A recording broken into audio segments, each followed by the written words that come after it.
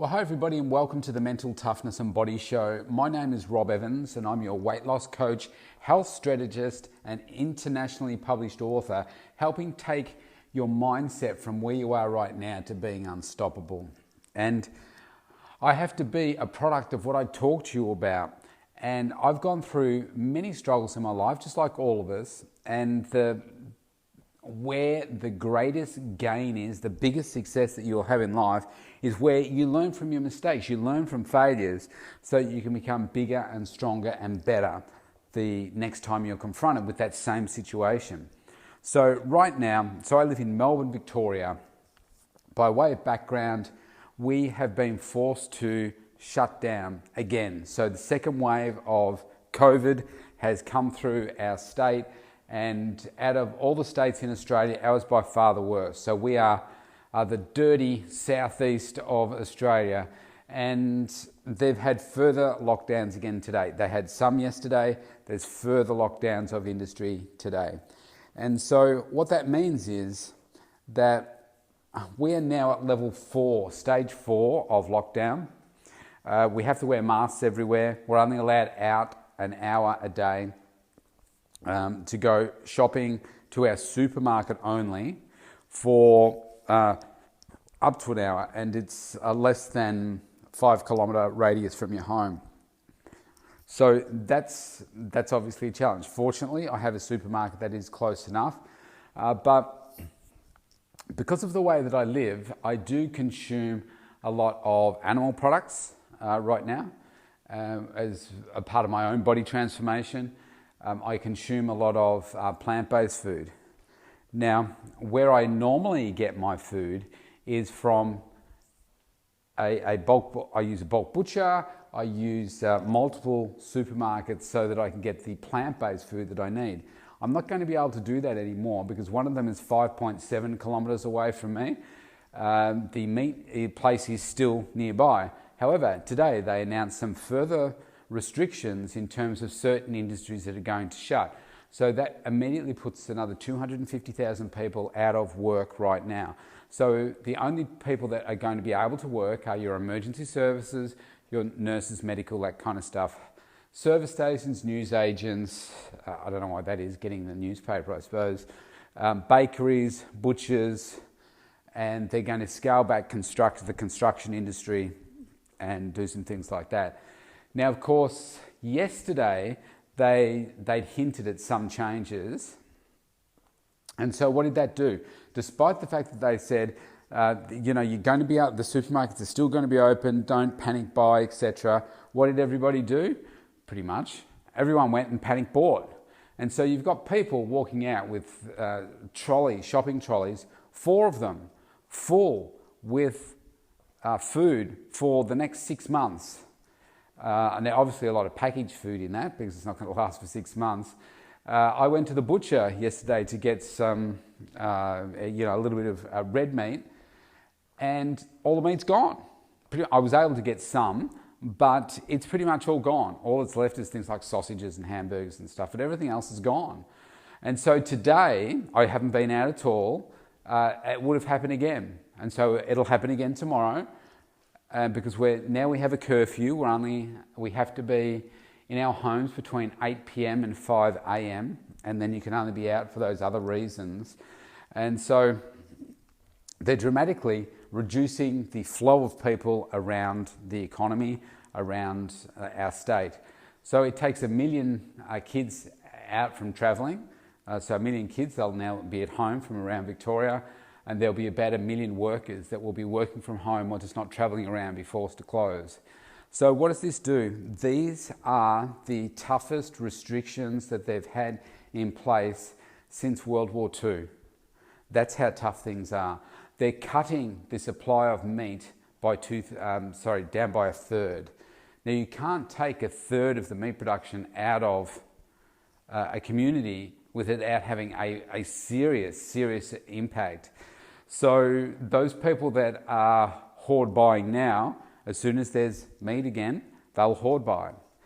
So this is going to have a dramatic impact on me personally in terms of my transformation because there will be a shortage. So I'm going to have to work out how I can get my protein from other sources.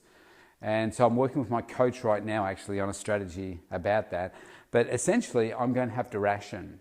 And we could get to a stage where everybody has to ration. Like eating meat will be a luxury, just like it would have been during the First World War, Second World War. We obviously have a greater food chain now, but there's a chance that we're going to have to ration it. We just won't be able to have it all the time.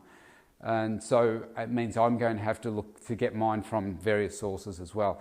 The same with the plant-based food. I may not be able to get all the plant-based food that I used to, because I was getting it from different outlets where they had an abundance of it.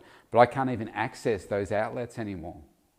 And last time we had the shutdown, we had all the frozen vegetables, for instance, they were pretty much all gone from the supermarkets.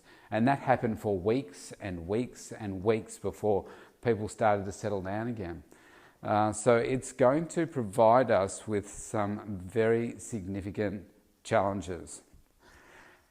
So what does all that mean? Well, these are the times where, I often wondered, what would it have been like to live through World War II? Not because I wanted to be in the war or anything like that, but I just wondered how my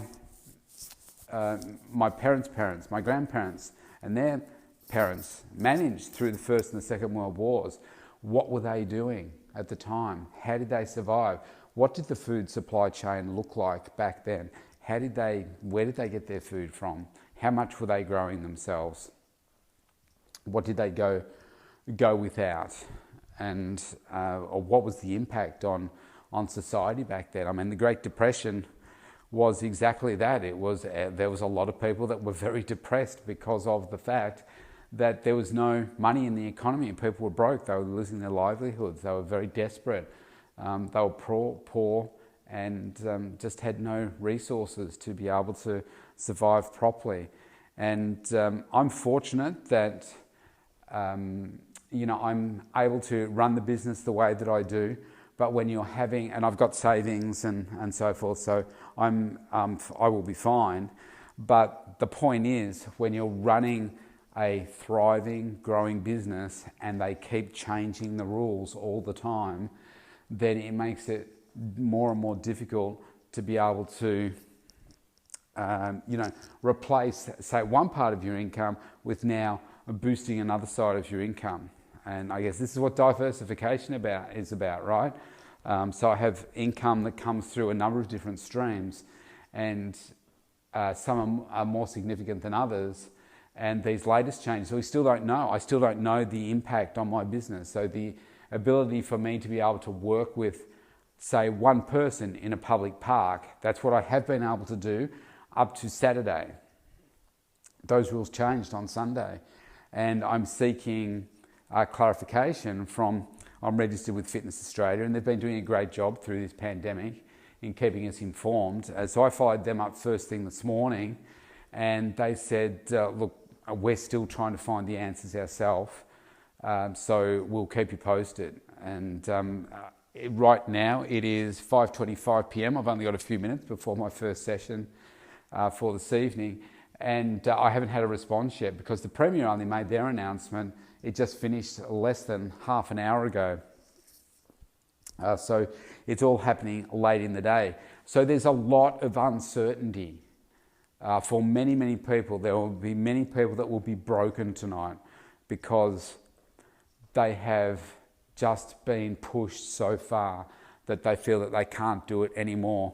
I was recording my other podcast just earlier, and in between that I had a message I've had a couple of messages actually, but from somebody saying, look, have you heard from Fitness Australia? Are we still allowed to train? Are we still able to do this?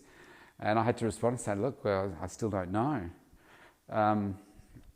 These are tough times, and this is what we're going through right now. But how do you respond to this? These are the defining moments of your life, and whether you're going to roll over and just expect someone else to come along and pick up the pieces, or you've got to step up and say, well, this is what I'm going to do to control my mindset. And for me personally, I want to set a fantastic example for my kids. I want them to be able to see what it was like living in this time, but see also how I responded, how their mum responded as well. She works for a US parent company, and she's an accountant, so she's able, luckily, to work from home and still do her job pretty much unchanged. In fact, she's more productive at home. For me, I'm running my own business, and I was running a thriving business that was doing so well, and it's now been dramatically impacted by what it is that's going on. But I want the kids to see this is the mood I'm in. This is what I'm still planning to do. This is how I'm coping with the change, because this is all about resilience, and resilience isn't born in you. Resilience has to come from conditioning. And just like building that bicep, when there's that hard, that resistance, where we get the strength is when we push against that resistance, and that's how we get the growth. And we push into that pain, and we push into that 10th rep, and that 11th rep, and that 12th rep, and maybe it's that 13th and 14th and maybe 15th rep sometimes, just because we want to get that extra burn. We want to get that result, and it will only come if we have a force there that we continuously push against. And we don't just do it today, we do it tomorrow as well, and we do it the next day and the next day. Now, I know that's not exactly true with a bicep curl, because you would want to have some rest in between. But you know what I mean. We've got to consistently do it, consistently push against that force, so that we will get the growth. And this is exactly the same thing. I can't just say, okay, well, I tried that and it didn't work, and now we've been forced to go into this stage, therefore I'm giving up. I can't do it anymore. This is where you've got that opportunity to step up and say, do you know what? That did come my way, but I said to myself that I'm going to be better than this, and this is what my action is going to be instead. I'm not going to let COVID run over me. I'm going to run over COVID.